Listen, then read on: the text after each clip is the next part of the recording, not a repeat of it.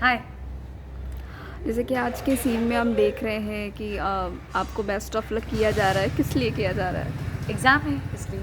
अच्छा। बोर्ड्स। और देखा जाए कि मतलब चिराग दौड़ रहा है, कुछ कन्फ्यूज़न है, वो एक्चुअली है क्या? एक्चुअली वो कुछ स्केच का इशू हो गया है, कोई मिसकम्युनिकेशन हो गई है, तो मैं वो कुछ कहना चाहता है और मैं कुछ समझ लेती हूँ। उसने किसी और का स्केच बनाना था लेकिन उसने किसी और का बना दिया। अच्छा तो अच्छा। वो पुष्पा को थोड़ी वो चीज़ अच्छी नहीं लगती क्योंकि उसने झूठ बोला पुष्पा से। वैसे वो बोलता है लेकिन कुछ बातें ऐसी होती हैं जो आप छुपा नहीं सकते अपने पेरेंट्स से। तो ऐसा कुछ उसने छुपाई है मुझसे बात, जिससे मैं थोड़ी नाराज़ हो गई हूँ। तो उसी को लेकर ये पूरा सीन है। बात की जाए पुष्पा की, पुष्पा पढ़ाई भी कर रही है, बट जी। बच्चों को किस तरह देख रही है, मैं इस दृश्य में मैंने देखा, तो पुष्पा मतलब बच्चों का भी ख्याल रख रही है बहुत वो तो ज़्यादा। आज से थोड़े सालों से रख रही है। अच्छा अच्छा। जैसे कि मैंने अभी इंस्टाग्राम पे आपका देखा, एनिमल एक्टिव इस करके भी है, वो उसके जी। बारे में थोड़ा सा बताएंगे? हाँ, मतलब जब से मैं मुंबई में हूँ तब से ही मैं सेवा में हूँ। तो एक्टिविस्ट मतलब ऐसे मेरी कोई एनजीओ नहीं है अपनी, लेकिन मैं खुद ही में जितनी मेरी मैं सक्षम जितनी हो पाऊँ या जितनी मेरी सामर्थ्य हो, मैं उसके हिसाब से करती रहती हूँ। चाहे वो मेडिकेशन हो एंड डॉग्स की, कैट्स की, या जो भी स्ट्रे एनिमल्स हैं उनकी मेडिकेशन हो, दवाई पानी हो, या फिर उनका ऑपरेशंस करवाने हो, या कोई उनकी सर्जरी हो। तो इसमें मैं अपनी तरह से इन्वॉल्व रहती हूँ, चाहे वो आर्थिक रूप में हूँ। अगर आर्थिक रूप में नहीं कर पाऊँ तो फिर मैं वैसे करती हूँ, लेकिन मेरे पास अभी वो समय नहीं है। तो मैं जितना हो सके सेवा में अपना इन्वेस्ट करती हूँ, समय और अपना मनी। अच्छा।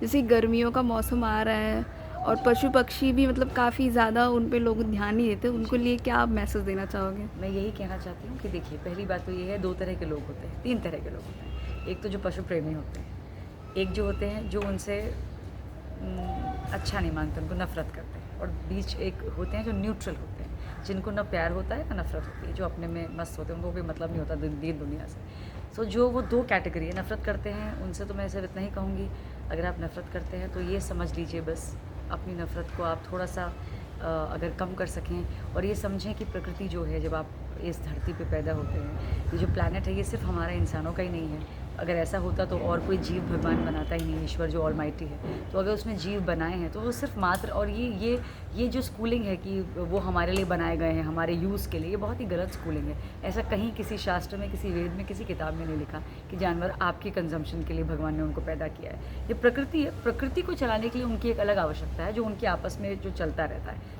आपको ईश्वर ने इसलिए नहीं बनाया कि आप उनको मारें या उनको तंग करें या उनकी कोई चीज़ खाएं या उनको कोई भी परेशान करें, क्योंकि वो सब उनका है, आपका उससे कोई लेना देना नहीं है।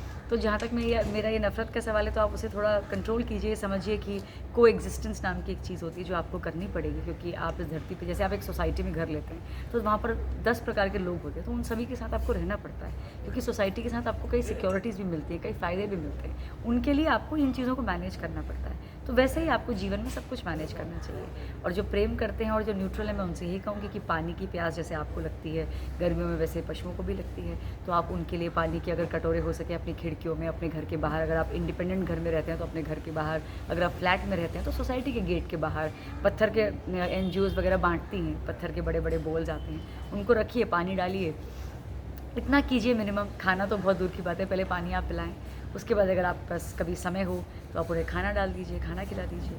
क्योंकि क्या होता है, जितना समय हम ये सोचने में लगाते हैं अरे इनको मारो, अरे ये तो काटता है, उतना ही समय आप उनसे दोस्ती करने में भी लगा सकते हैं। तो समय उतना ही लगता है मारने में भी और दोस्ती करने में भी। आप अपनी जेब में बिस्किट का पैकेट लेकर निकलें तो आपके एक बार में दोस्त बन जाएंगे बच्चे, जितने भी बाहर हैं वो आपको बिल्कुल नुकसान नहीं पहुँचाएंगे। तो प्रेम से हम, जैसे मान लीजिए अगर बाइक वाले आते हैं और ट्रक वाले आते हैं, वो जानवरों को उड़ा के चले जाते हैं, तब तो हम ये नहीं कहते कि बाइक बंद कर दो, ट्रक बंद कर दो, बैन कर दो। तो अगर 100 में से किसी एक कुत्ते ने काट भी लिया तो आप ये तो नहीं कहेंगे ना उन सबको वो कर दो।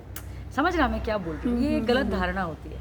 आपको सब कुछ साथ में लेके चलना पड़ता है। यही तो अच्छाई, और किसे अच्छाई बोलते हैं। बचपन से आप बच्चों को अपने क्लासेस में पढ़ाते हैं, यही किताबें बच्चे पढ़ पढ़ कर बड़े बड़े होते हैं कि अच्छाई का साथ दो, अच्छा करो, पुण्य करो। तो बड़े होकर आप खुद ही भूल जाते हैं ये सब। तो ऐसा ना करें। थोड़ा ये प्रेम तो सबके मन में होता है, ये बस जगाने की और सोचने की बात है थोड़ा। लास्ट क्वेश्चन, ऑडियंस के लिए क्या बोलना चाहेंगी?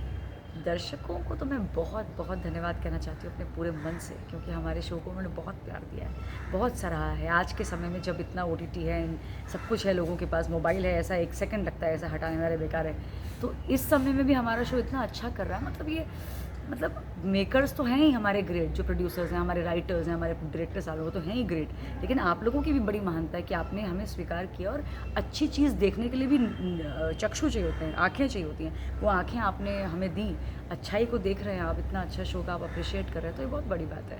तो हम पूरी मेहनत करेंगे, पूरा प्रयास करेंगे कि हम कार्यरत रहें इस चीज़ के लिए कि अंत तक हम आपको वही एंटरटेनमेंट दे पाएँ, वही मनोरंजन दे पाएँ जो हमने शुरुआत में आपसे लेकर जो हम आए थे। धन्यवाद।